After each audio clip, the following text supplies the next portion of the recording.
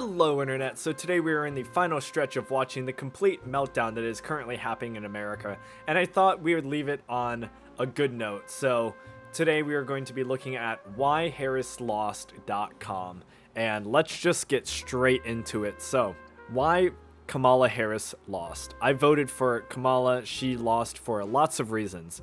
We need to deeply reflect on this and do better.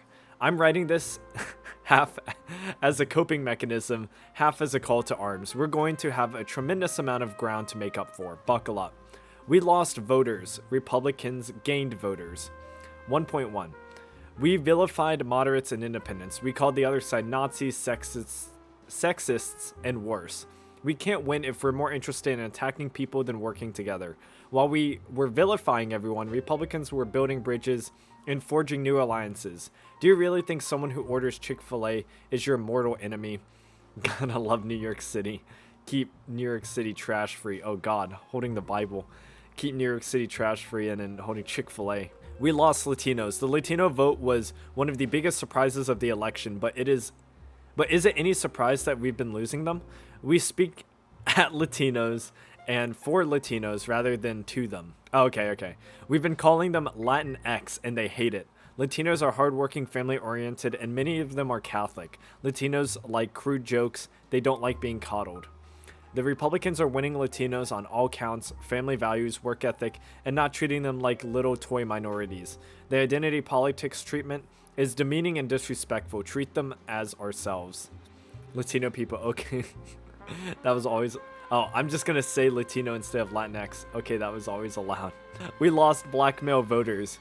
The idea that Harris sent a lot of black men to prison during her time as district attorney is really hard to shake. Jesus.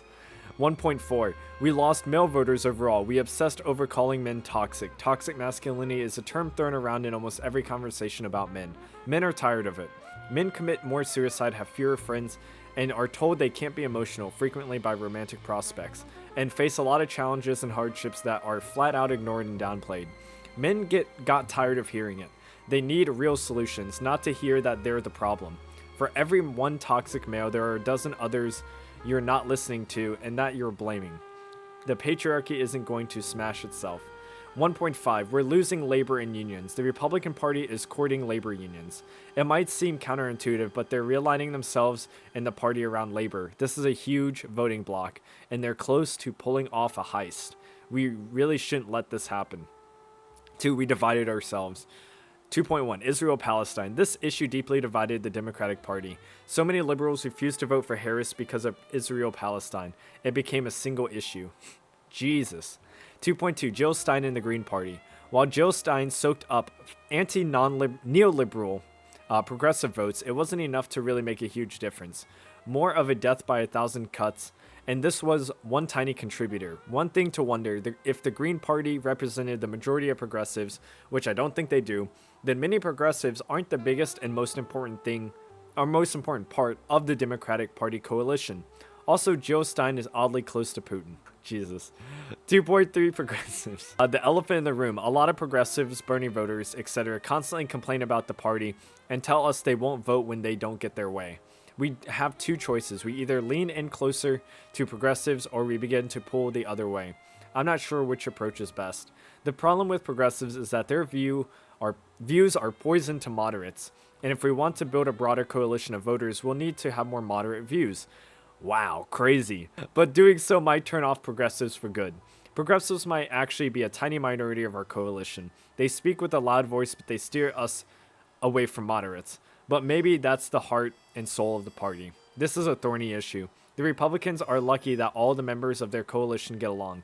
The factions within our Democratic Party coalition hate each other. It sucks. Oh, Roan?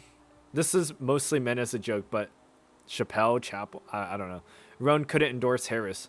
Please don't do that next time, whatever. There's too much at stake, and the cost is far too great. Hopefully you learned a lesson. 3. Not the right candidate. 3.1. Biden's age. The single biggest problem was how long we stuck with Biden. Biden was too old to run, and he repeated the failing RBG strategy.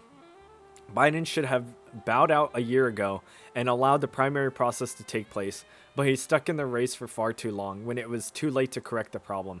3.2. No open primary. Without an open primary, we don't get to vet. Oh, sorry. Without an open primary, we don't get to vet candidates for likability. Harris is an alright candidate, far better than Biden, but she is not a great candidate. An open primary would have let the base pick a stronger candidate. It's a survival of the fittest process that finds an optima much better than the secretive insider selection process that happens behind closed doors. 3.3 First woman president. Sad to say, but there are too many people in the country that will not vote for a woman president. There are too many voters that won't show up for a woman candidate, including women voters. It's incredibly sad and unfortunate, but it appears to be the reality. 3.4 First black Asian woman president. See above. This really sucks, but a lot of people have a racist, sexist vibe check. 4. Unhealthy Democratic Party. 4.1 Bad party leadership. The Democratic Party is clueless and rudderless. This must change. We need a new leadership with a new vision. 4.2 Echo Chamber. The news, media, Reddit, TikTok are all in the echo chamber. They are not the real world. It's make-believe. We think the world is a certain way until the harsh reality bites us. Oh god, r/politics. Kamala Harris suddenly becomes favorite to win in top election forecast. 51,000 votes, 5 awards. Get absolutely fucked. 4.3 Too confident. We assumed we represented the American people. We should never assume victory. We took Blue Wall for granted and it failed us. This was 2016 all over again. 4.4 Democrats are just an opposition party. The Democrats do not stand for any issues, but rather the Democrats stand against Republican, MAGA, and Trump issues. Democrats don't resonate or inspire hope. A Democratic vision of America is of an America that is frail and infirm. It's not a vision of America that is mostly awesome. Democrats don't inspire. 4.5 Celebs are inauthentic. The hundreds of celebrity endorsements are fake and pretentious. The only time they stand out is when celebrities make a big deal not endorsing Roan. Oh, not endorsing like Roan. Everyday Americans know this is all fake bullshit from 1%ers. True. Why would you ever want Liz Cheney to fucking endorse you? That is absolutely retarded and ridiculous. Come on. Bill Maher was correct. Bill Maher, Democrat, has been vilified by the party recently. He called out almost everything I've outlined here and said it would cost us. He was right. Maybe we should listen to him before shutting people down we disagree with. He's trying to help. Let's get this straight. It's not me who's changed. It's the left, who is now made up of a small contingent who've sorry, my dyslexia. Contingent who've gone mental and a large contingent who refuse to call them out for it, but I will. 5. The economy. It doesn't matter who caused the bad economy. It doesn't matter who printed the money. All that matters is how the economy is performing during election. If it's bad, the incumbent will be blamed.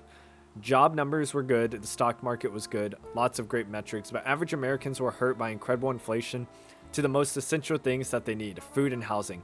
True. 10,000% true. That is why most people, I believe, voted. To be quite honest, I'm not even joking.